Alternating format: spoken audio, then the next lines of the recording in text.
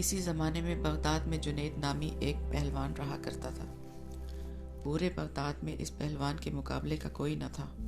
بڑے سے بڑا پہلوان بھی اس کے سامنے زیر تھا۔ کیا مجال کہ کوئی اس کے سامنے نظر ملا سکے۔ یہی وجہ تھی کہ شاہی دربار میں اس کو بڑی عزت کی نگاہ سے دیکھا جاتا تھا اور بادشاہ کی نظر میں اس کا خاص مقام تھا۔ ایک دن جنید پہلوان بادشاہ کے دربار میں اراکین سلطنت کے ہمراہ بیٹھا ہوا تھا کہ شاہی محل کے صدر دروازے پر کسی نے دستک دی۔ خادم نے آ کر بادشاہ کو بتایا کہ ایک کمزور و ناتواں شخص دروازے پر کھڑا ہے جس کا لباس بوسیدہ ہے۔ کمزوری کا یہ عالم ہے کہ زمین پر کھڑا ہونا مشکل ہو رہا ہے۔ اس نے یہ پیغام بھیجا ہے کہ جنید کو میرا پیغام پہنچا دو کہ وہ کشتی میں میرا چیلنج قبول کرے۔ بادشاہ نے حکم جاری کیا کہ اسے دربار میں پیش کرو۔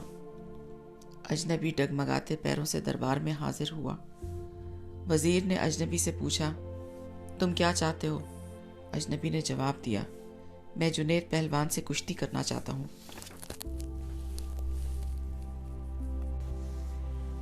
وزیر نے کہا، چھوٹا منہ بڑی بات نہ کرو۔ کیا تمہیں معلوم نہیں کہ جنید کا نام سن کر بڑے بڑے پہلوانوں کو پسینہ آ جاتا ہے؟ پورے شہر میں اس کے مقابلے کا کوئی نہیں، اور تم جیسے کمزور شخص کا جنید سے کشتی لڑنا تمہاری ہلاکت کا سبب بھی ہو سکتا ہے۔ اجنبی نے کہا کہ جنید پہلوان کی شہرت ہی مجھے کھینچ کر لائی ہے، اور میں آپ پر یہ بات ثابت کر کے دکھاؤں گا کہ جنید کو شکست دینا ممکن ہے۔ میں اپنا انجام جانتا ہوں، آپ اس بحث میں نہ پڑیں بلکہ میرے چیلنج کو قبول کر لیا جائے۔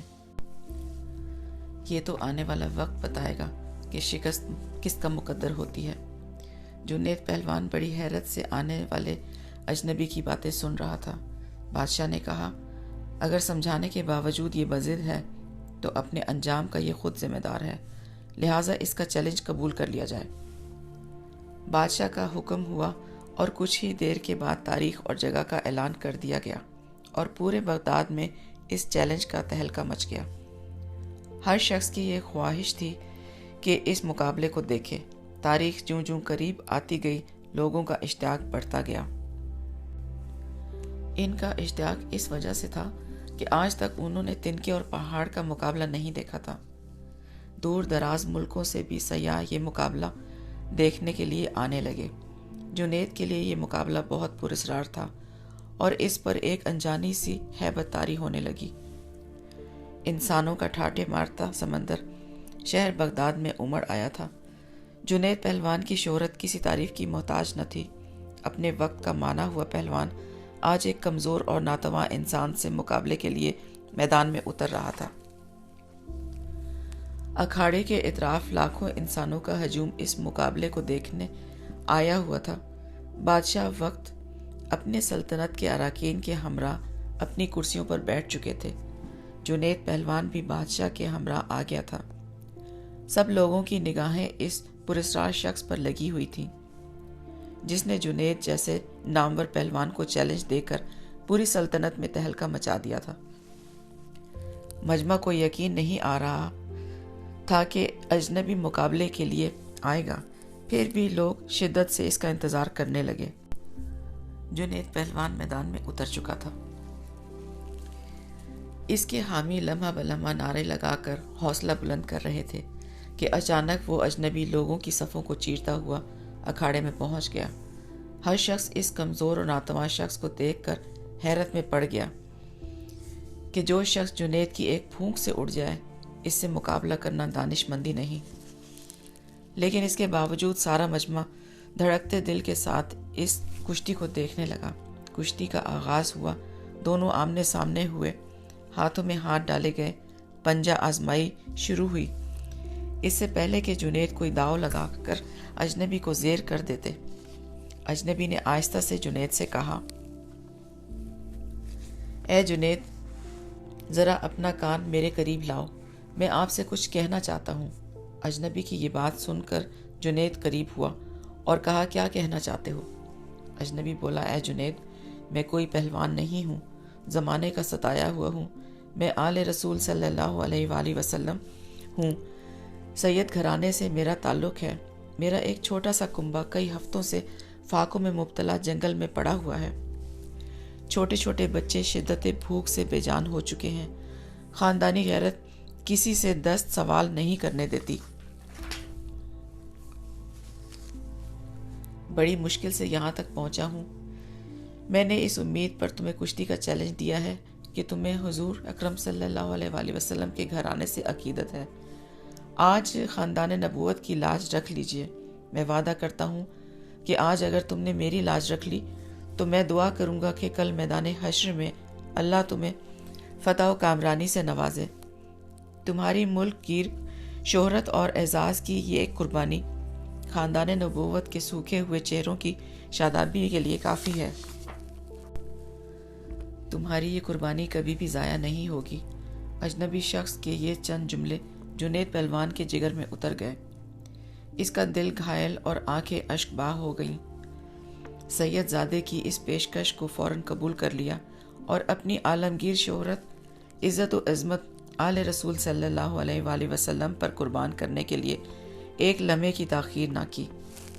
فوراً فیصلہ کر لیا کہ اس سے بڑھ کر میری عزت و ناموس کا اور کون سا موقع ہو سکتا ہے کہ دنیا کی اس محدود عزت کو خاندان نبوت پر قربان کر دوں۔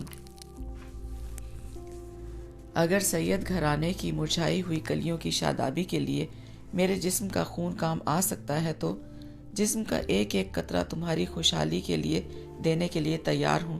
جنید فیصلہ کر چکا اور اجنبی شخص سے پنجہ آزمائی کا ظاہری مظاہرہ شروع کر دیا۔ کشتی لڑنے کا انداز جاری تھا، پینترے بدلے جا رہے تھے کہ اچانک جنید نے ایک داؤ لگایا۔ پورا مجمع جنید کے حق میں نعرے لگاتا رہا۔ جوش و خروش بڑھتا گیا۔ جنید داؤ کے جوہر دکھاتا تو مجمع نعروں سے گونج اٹھتا۔ دونوں باہم گتھم گتھا ہو گئے۔ یکا یک لوگوں کی پلکیں جھپکیں، دھڑکتے دل کے ساتھ آنکھیں کھلی تو ایک ناقابل یقین منظر آنکھوں کے سامنے آ گیا۔ جنید چاروں شانے چت تھا اور خاندان نبوت کا شہزادہ سینے پر بیٹھے فتح کا پرچم بلند کر رہا تھا۔ پورے مجمع پر سکتہ طاری ہو گیا۔ حیرت کا طلسم ٹوٹا اور پورے مجمع نے سید زادے کو گود میں اٹھا لیا۔ میدان کا فاتح لوگوں کے سروں پر سے گزر رہا تھا۔ ہر طرف انعام و اکرام کی بارش ہونے لگی۔ خاندان نبوت کا یہ شہزادہ پیش باہ قیمتی انعامات لے کر اپنی پناہگاہ کی طرف چل دیا۔ اس شکست نے جنید کا وقار لوگوں کے دلوں سے ختم کر دیا۔ ہر شخص انہیں حقارت سے دیکھتا اور گزر جاتا۔ زندگی بھر لوگوں کے دلوں پر سکہ جمانے والا آج انہی لوگوں کے طعنوں کو سن رہا تھا۔ رات ہو چکی تھی، لوگ اپنے اپنے گھروں کو جا چکے تھے۔ عشاء کی نماز سے فارغ ہو کر جنید اپنے بستر پر لیٹا۔ اس کے کانوں میں سید زادے کے وہ الفاظ بار بار گونجتے رہے۔ آج میں وعدہ کرتا ہوں، اگر تم نے میری لاج رکھی تو میں دعا کروں گا کہ کل میدان حشر میں اللہ فتح و کامرانی کا تاج تمہارے سر پر رکھے۔ جنید سوچتا، کیا واقعی ایسا ہوگا؟ کیا مجھے یہ شرف حاصل ہوگا کہ نہیں، میں اس قابل نہیں، لیکن خاندان نبوت کے شہزادے نے مجھ سے وعدہ کیا ہے۔ آل رسول کا وعدہ غلط نہیں ہو سکتا۔ یہ سوچتے سوچتے جنید نیند کی آغوش میں پہنچ چکا تھا۔ نیند میں پہنچتے ہی دنیا کے حجابات نگاہوں کے سامنے سے اٹھ چکے تھے۔ ایک حسین خواب نگاہوں کے سامنے تھا اور گنبد خضرا کا سبز گنبد نگاہوں کے سامنے جلوہ گر ہوا، جس سے ہر سمت روشنی بکھرنے لگی۔ ایک نورانی ہستی جلوہ فرما ہوئی، جن کے حسن و جمال سے جنید کی آنکھیں خیرہ ہو گئیں۔ دل کیف سرور میں ڈوب گیا۔ در و دیوار سے آوازیں آنے لگیں، الصلاۃ والسلام علیک یا رسول اللہ۔ جنید سمجھ گئے یہ تو میرے آقا ہیں جن کا میں کلمہ پڑھتا ہوں۔ فوراً قدموں سے لپٹ گئے۔ حضور سرور کونین حضرت محمد صلی اللہ علیہ وآلہ وسلم نے جنید پہلوان کو سینے سے لگایا اور اس موقع پر حضور صلی اللہ علیہ وآلہ وسلم نے حالت خواب میں جنید کو کیا کچھ عطا کیا، اس کا اندازہ لگانا مشکل ہے۔